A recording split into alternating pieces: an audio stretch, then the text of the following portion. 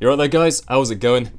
Now I thought I'd bring you this little intro before the video starts just because I kind of found this video lying around in my uploads folder and apparently I just completely forgot to upload it.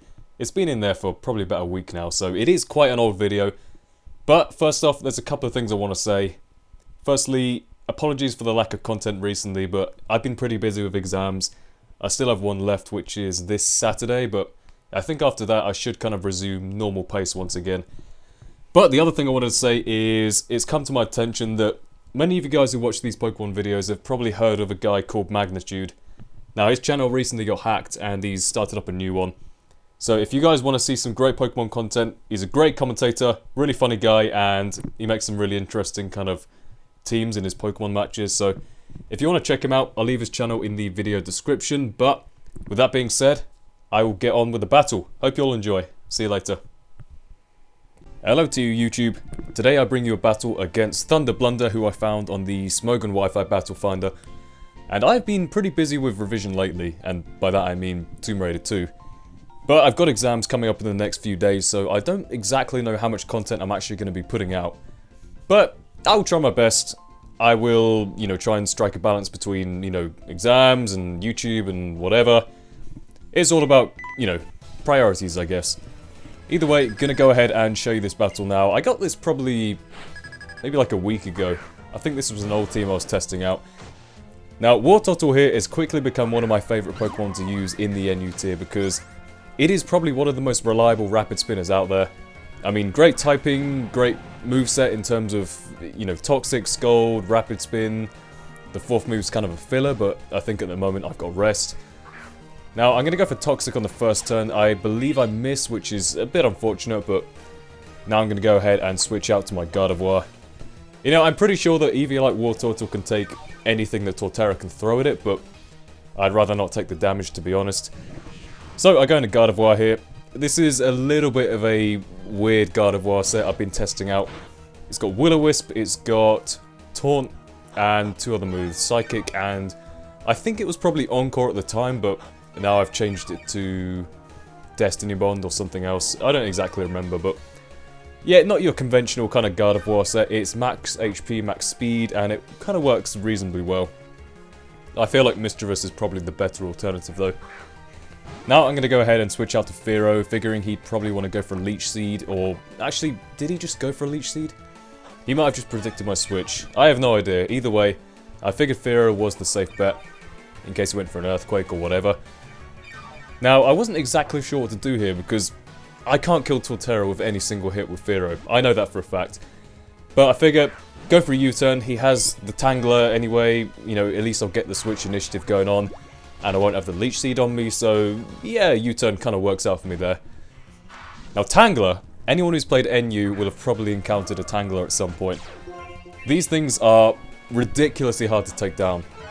They got like base 100 and something defense, I think. Plus the Eviolite, plus a pretty good defensive move pool like, Sleep Powder, Leech Seed, whatever. And Regenerator on top of that. Now the cool thing is here, I have Gardevoir who has the Trace ability, which means I can come in and steal his Regenerator. So when I switch out, I'll get pretty much back up to full, I think. But I figure taunt him on the first turn so he can't do whatever it is Tangela likes to do, Sleep Powder shenanigans. Go for a Psychic on the switch, and in comes Camerupt, which is going to die to another Psychic, which is great. Glad I have the max speed on this guy. Now, I think the Gardevoir has pretty good base special attack, and it doesn't really need any investment to be effective. I mean, this guy has no special attack investment whatsoever. But in comes Torterra. I just go for a Will-O-Wisp again. I'm not exactly sure why he made that play there, but I guess scouting the rest of my moveset or something? Not entirely sure. No, Heal Bell. Heal Bell's what I changed it for. I swapped out Encore, gave it Heal Bell because, I kind of needed a Heal Beller on the team. Now I'm going to go ahead and switch out to Fearow again, figuring he'd probably go for Leech Seed and I can just, get some switch initiative going on here. Now Torterra can take the hits reasonably well regardless. I'm kind of surprised he hasn't gone for Stealth Rocks now, to be honest. But anyways, going to go ahead and just U-turn out because I may as well. Don't want the Leech Seed on there. Now this team, I have changed significantly since this battle, but I think the main thing I was aiming for was, have Gardevoir there as kind of the thing to whittle down the team, you know, with Taunt and Will-O-Wisp and whatever. And then from that point onwards, it should be a case of getting in either Mothim or Absol to hopefully sweep. Fearo's there as kind of a backup, but, you know, I guess Mothim and Absol are going to be the ones doing most of the work. Now, he does make a good play here and predicts my Taunt, goes for an Earthquake.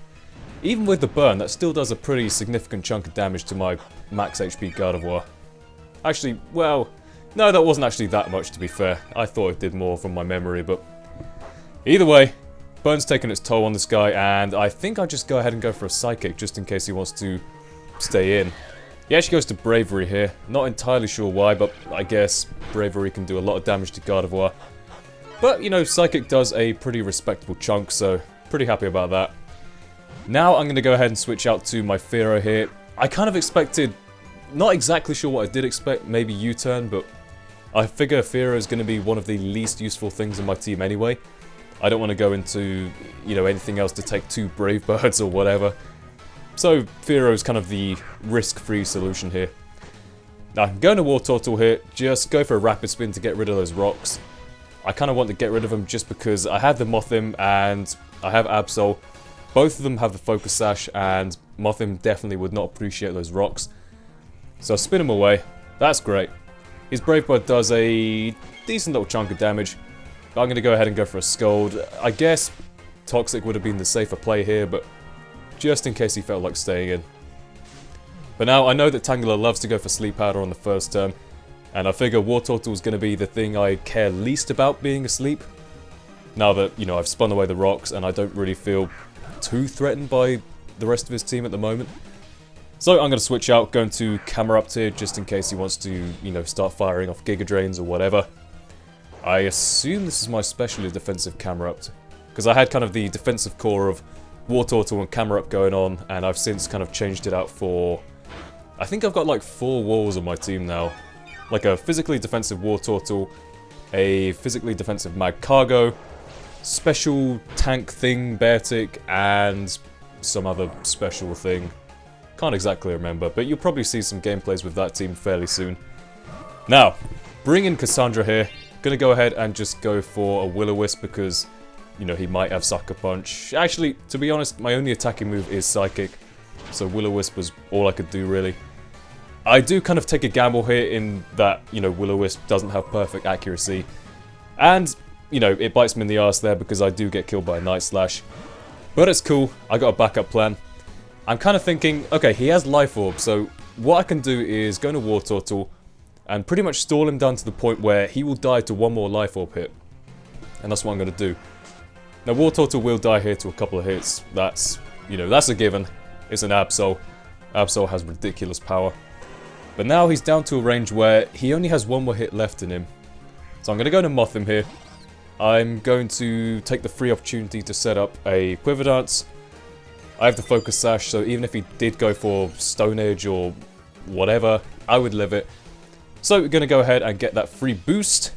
Quiver Dance again because I'm now faster and, you know, he doesn't see any point in going for Sucker Punch.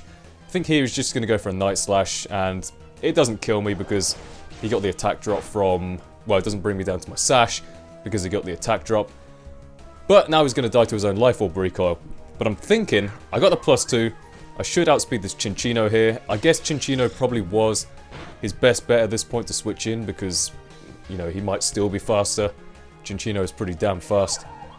But he's not. Bug Buzz is going to take him out. There's quite a few Pokemon in the NU tier which have this kind of Quiver Dance and, you know, Bug Buzz, Air Slash kind of thing going on. Like Butterfree, well, okay, Butterfree might not get Air Slash. Point is, there's quite a few Pokemon that do the same kind of thing as Mothim. The reason I love Mothim is because, number 1, it has the highest special attack power, I believe. Number 2, has the Tinted Lens ability, and what that lets you do is, you know, Bug Buzz of Bravery. I think that might have actually killed from full health. I did like a damage calc, and apparently it has like a pretty good chance to OHKO a Bravery from full health. So that's pretty cool. But yeah, Tinted Lens, I believe Butterfree also gets it, but, you know, Mothim, you never really see Mothim. I think he's a pretty cool guy. But that will be the end of the game. Nice little Mothim sweep towards the end there. Really enjoyable game. I thought the Absol was going to completely wreck me, but, you know, luckily I kind of had the situation where Mothim was able to set up and pull it out of the bag. So that was a really great game. Hope you guys enjoyed, and with that being said, I'll see you guys next time. Goodbye.